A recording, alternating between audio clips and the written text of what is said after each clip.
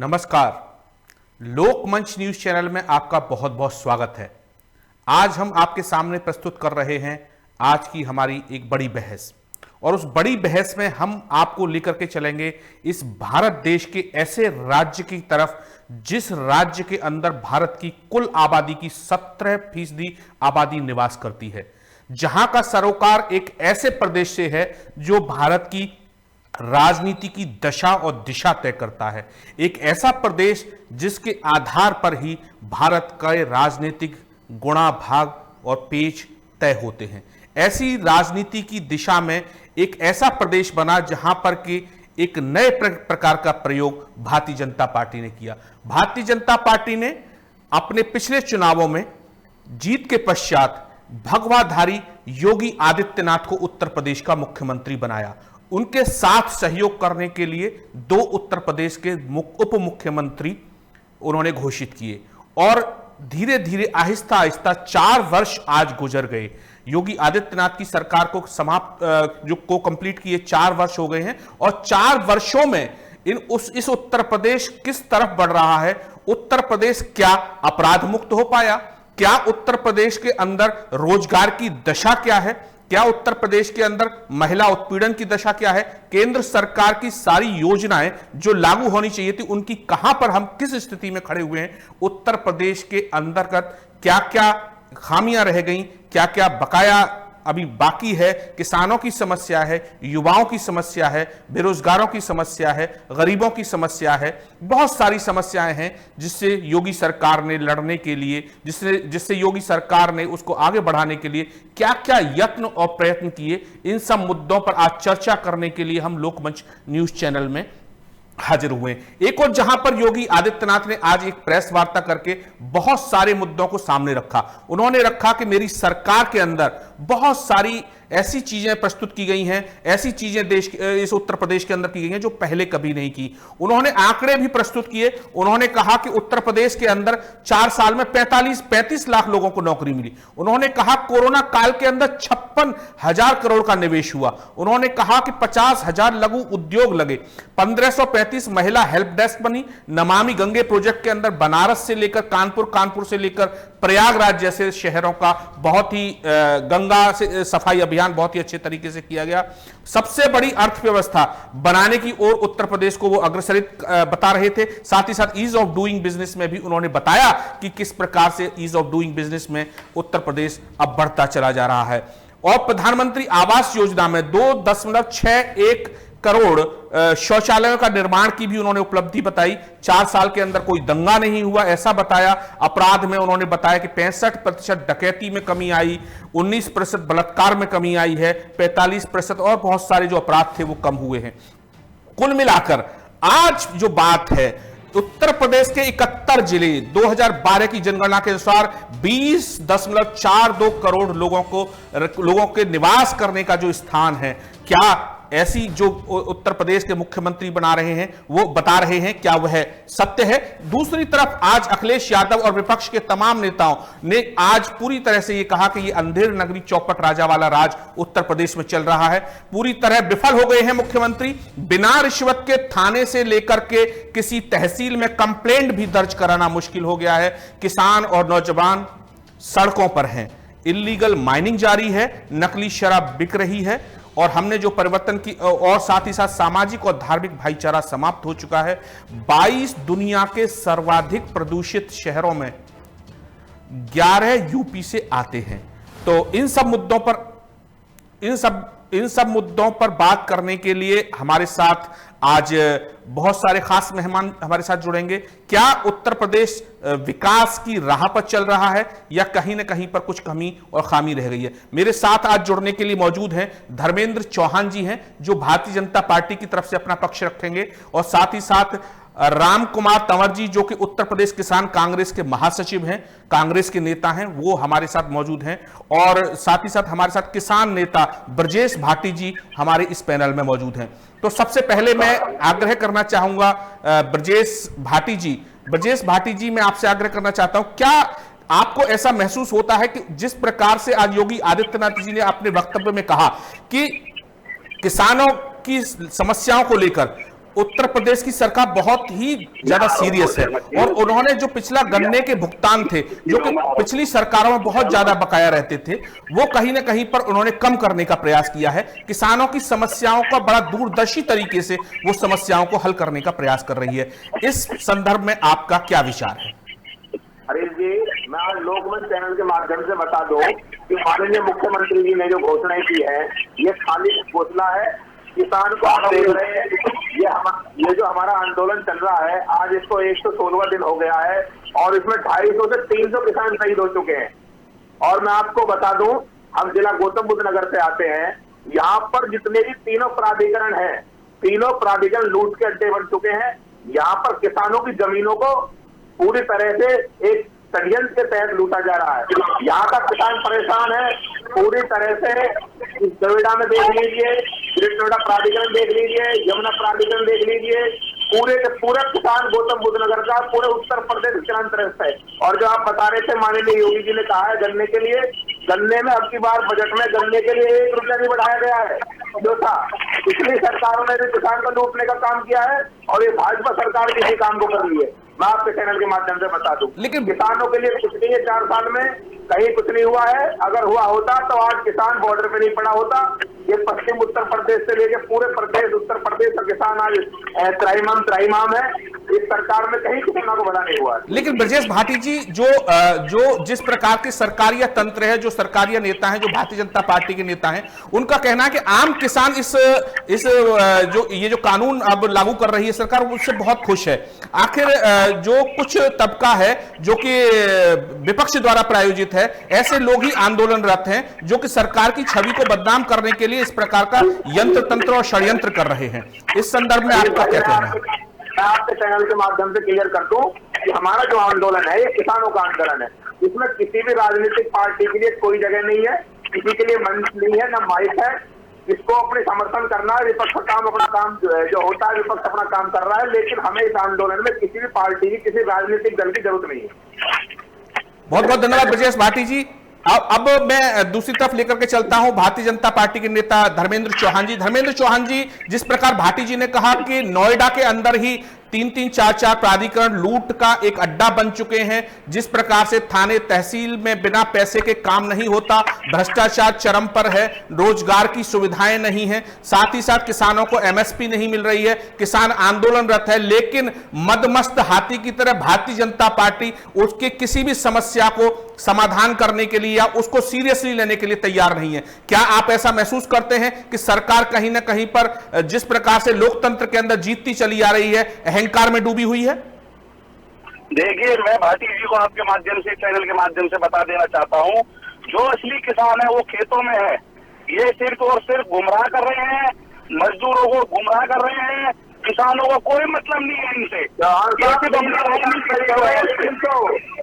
300 किसान शहीद हो गए। आपके एक नेता ने, एक मंत्री ने श्रद्धांजलि दी है। देखिए, वो किसान नहीं है आप, और हम उनको बोल रहे हैं कि किसान शहीद हो गए। किसान अपना खेतों में लगा हुआ है, काम कर रहा है, लेकिन आप लोग गुमराह कर रहे हैं।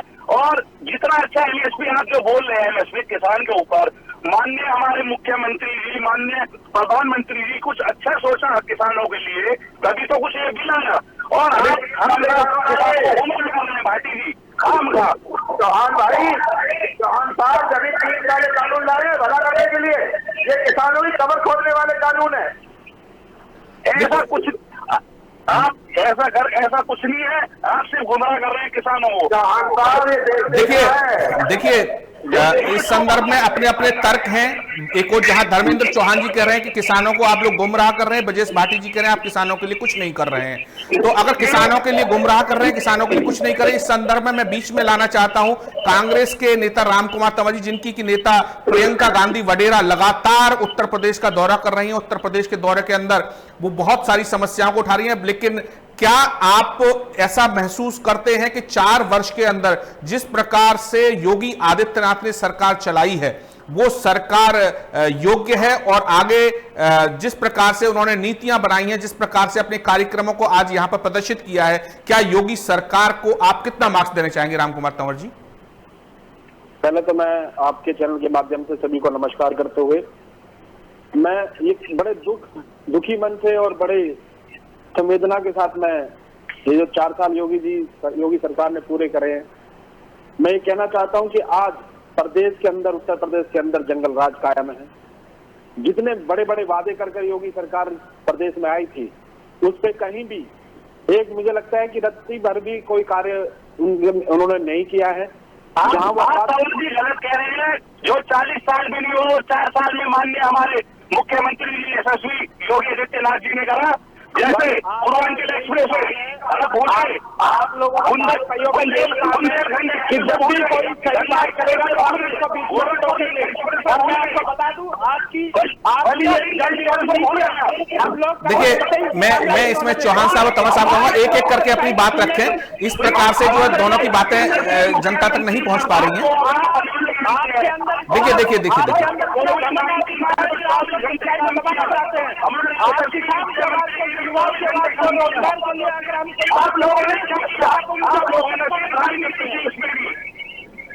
आप लोगों के नेताओं ने सबने राजनीति की, लेकिन कोविड-19 में हमारे यशस्वी मुख्यमंत्री जी ने 24 घंटे काम किया था। 24 घंटे सबको पता है। देखिए, जनता इतनी बेवकूफ नहीं है हमारे प्रदेश की कि वो आपकी मैं आना चाहूंगा, जनता हमारी मुख्यमंत्री जी उत्तर प्रदेश में अपना परिवार मानते हैं। धर्मेंद्र जी राम कुमार जी, बीच में आप लोगों को रोकना चाहता हूं। बीच में 1 मिनट मेरी बात सुनिए। राम कुमार जी मैं आपसे पूछना चाहता हूं, जिस प्रकार से अभी एनसीआरबी का डाटा दिया गया है कि नेशनल एवरेज जो पर लाख के ऊपर है, जो हत्या का जो पर लाख के ऊपर 2.2 आता है, उत्तर प्रदेश के अंदर 1.8 बताया गया है। उत्तर प्रदेश में जहां पर 22.5 पूरे देश के अंदर, पूरे उत्तर प्रदेश के अंदर बच्चों के ऊपर अपराध हो रहे हैं, वहीं पूरे देश में 31 हैं। उसी प्रकार से महिलाओं के प्रति जो पर लाख पॉपुलेशन के अंदर 55.7% जो महिलाएं हैं वो उत्तर प्रदेश के अंदर प्रताड़ित हो रही हैं, जबकि पूरे देश में 58.8 है। तो मैं ये कहना चाहता हूं, जिस प्रकार से योगी सरकार ने आंकड़े बदले हैं या क्या हुआ है, लेकिन ये नहीं कहा जा सकता, लेकिन कुल आंकड़ों के आधार पर यह कहा जा सकता है कि उत्तर प्रदेश के अंदर योगी सरकार ने क्या कोई अच्छा कार्य किया है जिसके आधार पर एनसीआरबी इस तरह का आंकड़े प्रस्तुत कर रहा है। श्रीमान जी, अगर आप मुझे 1 मिनट देंगे तो मैं आपको पूरी हाँ राम कुमार जी, बिल्कुल निश्चित तौर पर आप रखिए। और मैं आपसे अनुरोध कर रहा हूं कि जब मैं बोलूं तो कृपया भाजपा के जो हमारे साथी हैं उनको ये बता दें बोलने का।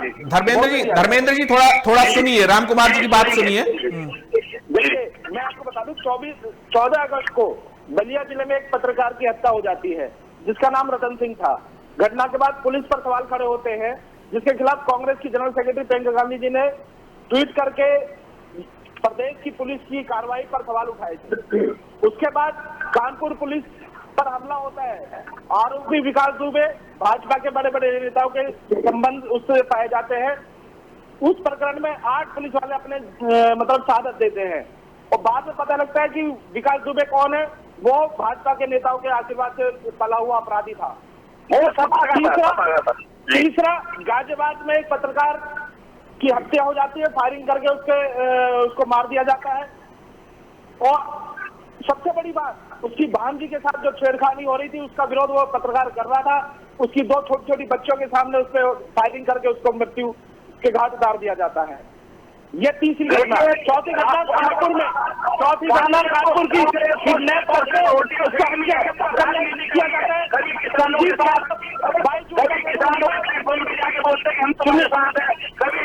राहुल गांधी को पीछे छोड़कर प्रियंका आगे हो गई कि मैं यूपी की कमान संभालूंगी।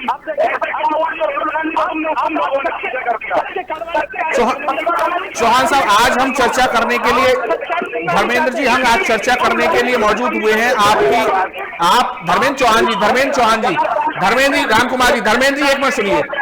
मैं ब्रजेश जी को बीच में लाना चाहता हूं। धर्मेंद्र जी 1 मिनट सुनिए। धर्मेंद्र जी सुनिए। जब प्रदेश की सच्चाई बताई तो इनको मिर्च लग गई। अगर इनको इतना राजनीतिक दलों का यही तो होना है। भाजपा हो, कांग्रेस हो, समाजवादी हो, बहुजन समाज पार्टी हो, इन्हीं की वजह से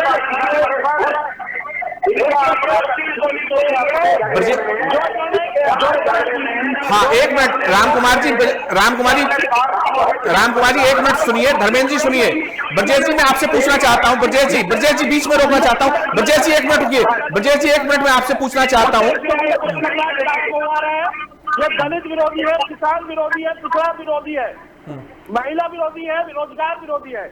देखिए मैं आपसे मैं राम कुमार जी क्या आपको ऐसा महसूस होता है, राम कुमार जी मैं आपसे पूछना चाहता हूं, क्या आपको ऐसा महसूस होता है कि उत्तर प्रदेश में भ्रष्टाचार खत्म नहीं हुआ, इलीगल माइनिंग जारी है, बहुत सारे किसानों की जो समस्याएं थी वो जस की तस बनी हुई है, लेकिन इस बात से क्या आप सहमत हैं कि उत्तर प्रदेश में थोड़ा सा अनुशासन आया है?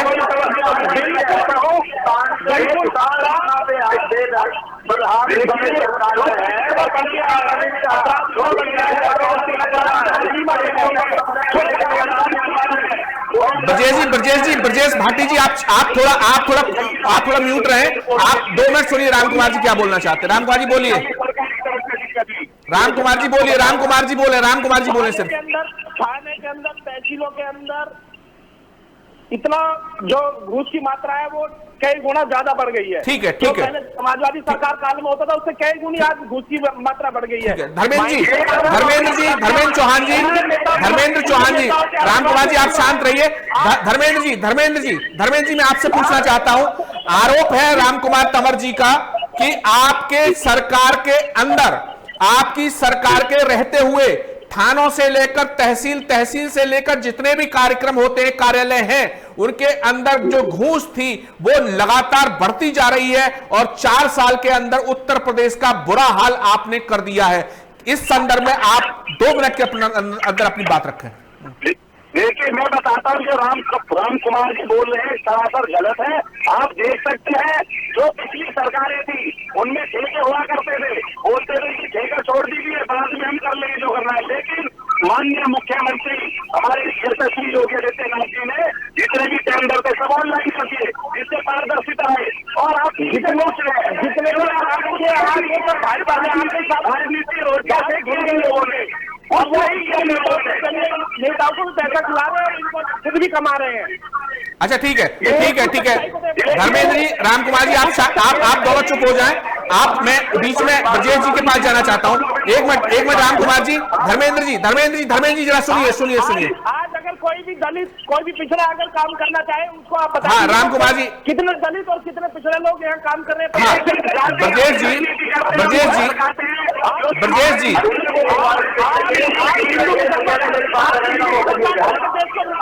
हाँ राम कुमार जी एक मिनट राम कुमार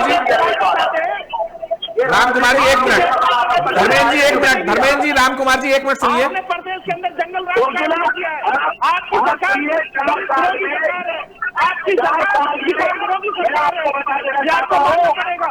और एक साल के अंदर भी जनता आपको सबक सिखाने का काम करेगी। देखिए ब्रजेश जी मैं आपसे पूछना चाहता हूं, उत्तर प्रदेश के मुख्यमंत्री ने कहा है 1.27 लाख करोड़ रुपया इतना जो है पिछले 4 साल के अंदर किसानों का पेड किया गया है। तो किसानों के अंदर जिस प्रकार से प्रदेश की सरकार कहती है, प्रदेश की सरकार का यह मानना है कि किसानों के हित में जिस प्रकार से प्रधानमंत्री सम्मान निधि, किसान सम्मान निधि के माध्यम से जो पैसा पहुंचाया जा रहा है, जिस प्रकार से गन्ना किसानों का पुराना भुगतान किया जा रहा है, क्या आप ये मानते हैं कि ये बातें झूठी है? हजारों करोड़, हजारों लाखों एक बार चुप कीजिए, मुझे बोलने का मौका दिया जाए। हाँ राम कुमार जी, धर्मेंद्र जी एक मिनट ब्रजेश जी को बोलने दीजिए प्लीज। एक करके बात रखेंगे तो बहुत आसानी से और बहुत सरलता के साथ, सहजता के साथ अपनी बातें रख सकते हैं। एक मिनट आप ब्रजेश जी को रखने दीजिए बात। राम कुमार जी, धर्मेंद्र जी, राम कुमार जी आपसे निवेदन है, 1 मिनट सुन लीजिए, 1 मिनट सुनिए। ब्रजेश जी को बोलने दीजिए, किसान को भी बात रखने का मौका दिया जाए। किसान को बात रखने का मौका दीजिए राम कुमार जी, किसानों को बात रखने का मौका दीजिए। किसान हमारे अन्नदाता है, हमें उनका सम्मान करना चाहिए। हाँ जी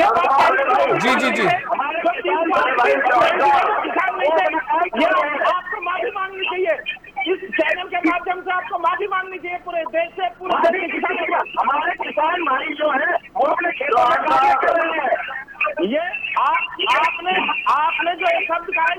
ये नहीं, हम इसकी घोर निंदा करते हैं। धर्मेंद्र चौहान जी मैं आपसे एक आग्रह करना चाहता हूं, एक मिनट शांत हो जाइए। मैं धर्मेंद्र चौहान जी आपसे पूछना चाहता हूं कि अगर ये किसान नेता नहीं थे तो 5 या 6 बार की जो वार्ता की गई है, जो 5 या 6 बार की केंद्र सरकार ने अपने यहां बुला करके वार्ता कराई है, इतने लोगों को बिठाया है, तो या अगर वो किसान नेता नहीं थे तो बहुत सारी नीतियों पर वो सहमत क्यों हुए? उन किसान नेताओं के साथ बातें क्यों की गई? किसान संगठन थे, जो किसान संगठन से काफी लोग माने हैं, लेकिन जो लोग जैसे लगे राकेश टिकैत को अपना संरक्षण दे रहे हैं, कांग्रेस वाले अलग, सपा वाले अलग, बसपा वाले अलग। लेकिन धर्मेंद्र जी, राकेश टिकैत जी तो सुनने में आया कि राजनाथ सिंह के साथ बहुत अच्छा उनका पिछला बार जब मुख्यमंत्री थे उस दौरान में, और पहले भी राजनाथ सिंह जो आपके रक्षा मंत्री उनके साथ बहुत अच्छा उनका संबंध है, और पहले भी वो रक्षा मंत्री जी के साथ कई बार कई प्लेटफॉर्मों पर अपना मंच साझा करते रहे हैं।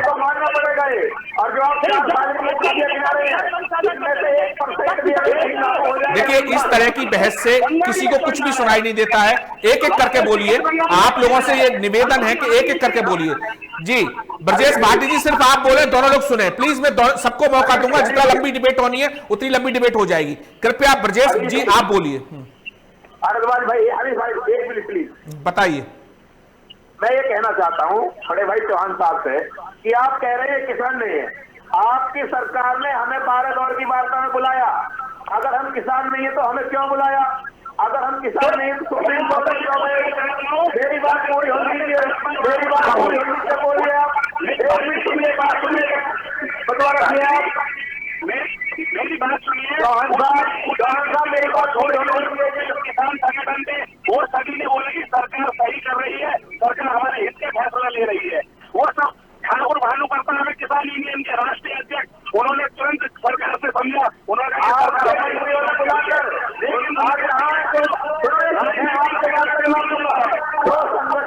जो संगठन इस आंदोलन को छोड़कर चले जाएंगे उसको पूरे भारत देश का किसान याद रखेगा। कहीं ना कहीं जैसे कह रही होगी अपनी, जो संगठन इस आंदोलन को छोड़कर जा रहे हैं वो कहीं ना कहीं ठीक है भाटी जी एक मिनट, चौहान साहब एक मिनट सुनिए। आप बीच में, आपको मैं टोकना चाहता हूं, आप दोनों शांत रहें। मैं राम कुमार जी को बीच में लाना चाहता हूं। एक मिनट, दोनों लोग शांत हो जाएं, दोनों लोग शांत हो जाएं। देखिए राम कुमार जी,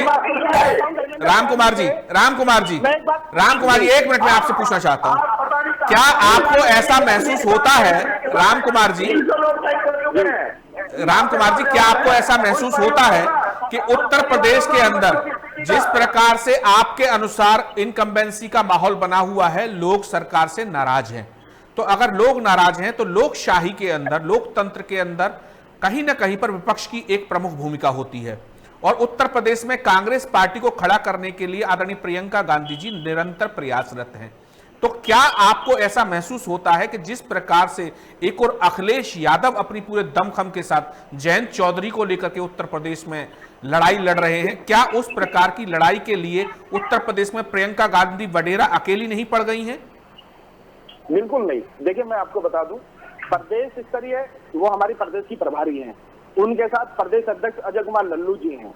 वो उत्तर प्रदेश के पूरी कांग्रेस हमारी हर जिले में अलग अलग अपने अपने स्तर से काम कर रही है। प्रदेश अध्यक्ष और प्रदेश प्रभारी दोनों कंधे से कंधा मिलाकर प्रदेश की जनता की दुख सुख में उनके कंधे से कंधा मिलाकर काम करने का काम आज प्रियंका गांधी जी और अजय कुमार लल्लू जी के नेतृत्व में एक एक कांग्रेस का कार्यकर्ता कर रहा है। अकेला पढ़ने का सवाल नहीं होता, प्रदेश का एक एक कार्यकर्ता कांग्रेस इनके साथ इसलिए कोई नहीं है। अब जनता भी समझ गई है और इनके नेता भी समझ गए कि परिवारवाद है, सिर्फ लूट खसोट करनी है। 70 साल इन्होंने क्या किया? 70 साल इन्होंने लूट खसोट की, कुछ नहीं किया। जी धर्मेंद्र जी, लूट कौन रहा है और जितना हमारे माननीय प्रधानमंत्री जी देश को परिवारवाद करते हैं और हमारे यशस्वी आपकी सरकार ने पूरे देश को भेज डाला। रेलवे की हालत क्या है? आज बैंकों लोग कर्मचारी और हमारे मुख्यमंत्री क्यों हो रहा है? सब लोग कहाँ सरकार मानने के उस पे है। 14 दिन से वहाँ बैंकों की हड़ताल हो रखी है, क्यों हो रखी है? बहुत बहुत देखिए राम कुमार जी, आपने बहुत ही सारगर्भित बातें की। धर्मेंद्र चौहान जी, आपने अपना पक्ष बहुत ही मजबूती के साथ रखा और साथ ही साथ ब्रजेश भाटी जी ने किसानों की समस्या रखी। मेरे पास समय का अभाव है, आप लोगों ने अपनी अपनी पार्टी की तरफ से अपनी अपनी बातें रखी। आप सबका बहुत बहुत धन्यवाद और शुक्रिया। और इसी प्रकार से आप लोकमंच न्यूज चैनल में आगे से आते रहेंगे। आपका बहुत बहुत शुक्रिया। और अब तो यही कहना चाहेंगे हम, योगी आदित्यनाथ ने कहा कि परफॉर्म, रिफॉर्म एंड ट्रांसफॉर्म, और साथ ही साथ विपक्ष ये कह रही है कि बिल्कुल निश्चित तौर पर लूट तंत्र 4 साल के अंदर इस उत्तर प्रदेश के अंदर हो चुका है। उत्तर प्रदेश के लोग बेहाल हो चुके हैं, शासन प्रशासन चल नहीं रहा। और अखिलेश यादव तो यहां तक कह रहे हैं कि धूल में लठ लग गया है, ये तो जनता ही तय करेगी। लोकतंत्र के अंदर जनता का जनादेश सर्वोपरि होता है। और आपने लोकमंच न्यूज चैनल के माध्यम से हमारी बातों को सुना, आपका बहुत बहुत धन्यवाद और शुक्रिया।